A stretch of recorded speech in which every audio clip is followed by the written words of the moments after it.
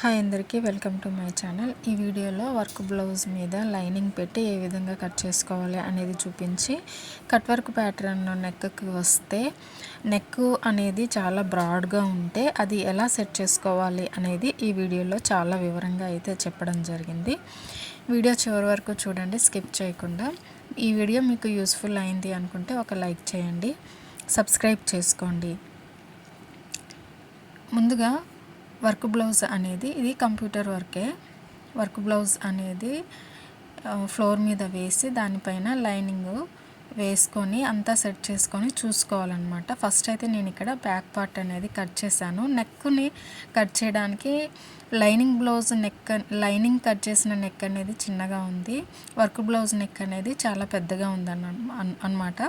దానిని సెట్ చేయాల్సి ఉంది కాబట్టి నేను అప్పుడే నెక్ని డీప్ అది చూడలేదు, జస్ట్ నార్మల్గా కట్ చేయడం అనేది జరిగింది. తర్వాత హ్యాండ్స్ని కూడా కట్ చేశాను. మధ్యలో ఆ విధంగా క్లాత్లు ఎందుకు కట్ చేశాను అంటే షేప్ బెల్ట్కి కానీ మనకి వేరే వాటికి వేస్ట్ కాకుండా యూజ్ అవుతుంది అని చెప్పేసి ఎక్కడి వరకు కావాలో అక్కడి వరకే తీసుకున్నాను. తర్వాత ఫ్రంట్ బాడీ పార్ట్ని కూడా ఈ విధంగా సెట్ చేసుకొని లైనింగ్ క్లాత్ మీద 2 పీసులు కూడా మనకి రావాలి కాబట్టి ఆ రెండింటిని కట్ చేసుకోవడానికి ఈ విధంగా సెట్ చేశాను. తర్వాత మనకి ఇక్కడ షేపు బెల్ట్ కూడా రావాలి కాబట్టి నెక్స్ట్ టైము వేసిన రెండవ ఫ్రంట్ పార్ట్ ఉంటుంది కదా, దానిని ఈ విధంగా సెట్ చేసి చూసుకున్నాను. షేపు బెల్ట్ ముక్కలు ఎక్కడ మనకి సెట్ అవుతాయి అనేది ఇట్లా అన్నీ మనకి వచ్చిన క్లాత్లోనే ఫ్యాబ్రిక్లోనే వచ్చే విధంగా చూసుకొని కట్ చేసుకోవాలి.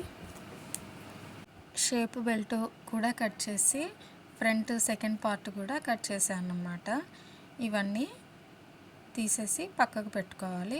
ఈ వీడియోలో మాత్రం మీకు ఓన్లీ బ్యాక్ పార్ట్ మాత్రమే చూపిస్తాను. ఇక్కడ చూడండి, బ్యాక్ పార్ట్ ఎంత బ్రాడ్గా ఉందో. ఇంత బ్రాడ్ అవసరం లేదు.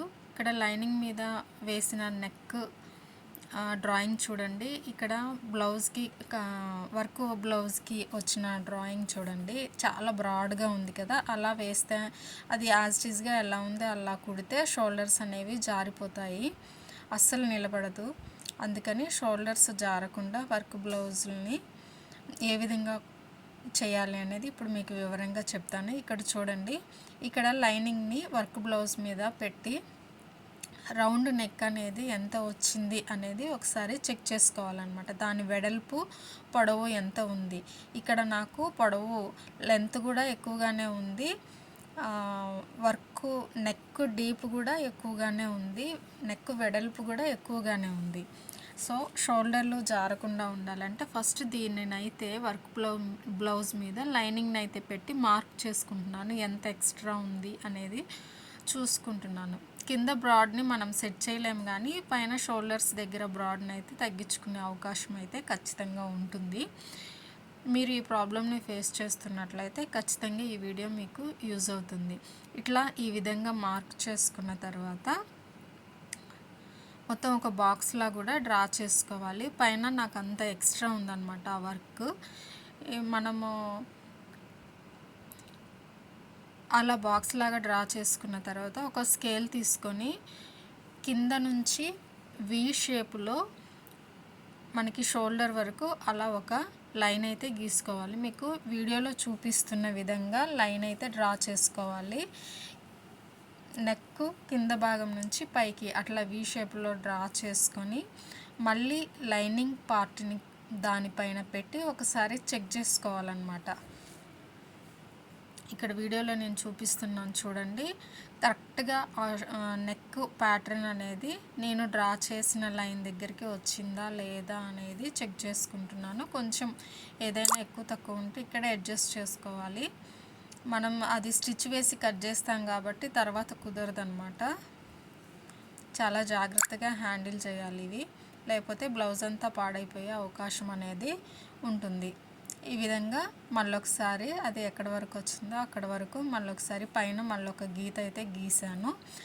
తర్వాత ఇక్కడ చూడండి, నెక్ కింద డీప్ కూడా ఎక్కువగా ఉంది, అందుకని ఇక్కడ లైనింగ్ క్లాత్ని కొంచెం కిందకి జరిపితే సరిపోతుంది. కొంచెం కిందకి జరిపి కట్ చేసుకోవాలి.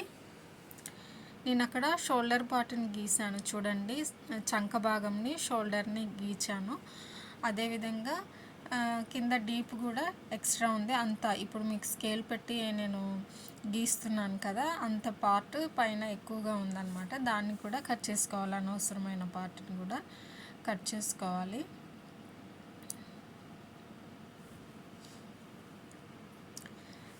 తర్వాత దీనిని మనం ఎక్కడైతే గీత గీసామో దాని మీద ఒక స్టిచ్ అయితే వేయాలి. వేసిన తర్వాత మళ్ళొకసారి దీనిని చెక్ చేసుకోవాలి.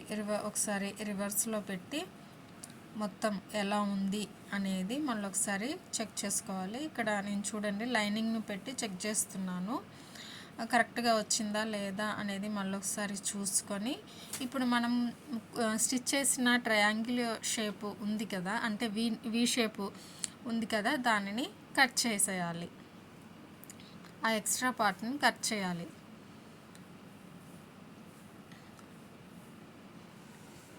ఇక్కడ వీడియోలో చూడండి, చూపిస్తున్నాను కదా, అది ఎలా ఉందో అలానే వేసి అక్కడ కోన్లాగా కనిపిస్తున్న షేప్ని మనం కట్ చేయాలన్నమాట. అంత ఖర్చు అవసరం లేదు, మనకి కుట్టేటప్పుడు ఇబ్బంది లేకుండా ఉంటుంది కట్ చేసుకుంటే. మనకి నెక్ లైను ఇక్కడ డ్రాయింగ్ అనేది ఇక్కడ మాత్రమే కనిపిస్తుంది, అవతల వైపు పడలేదు కదా. అలా మనకి ప్రాబ్లం రాకుండా ఉండాలంటే లైనింగ్ని 2 ఫోల్డ్స్ వేసుకొని అది పక్కకు పెట్టేసి మెయిన్ ఫ్యాబ్రిక్ని కట్ చేసుకోవాలి. చూడండి ఇక్కడ కట్ చేశాను కదా, ఇట్లా కట్ చేసి పక్కకు పెట్టేసుకోవాలి.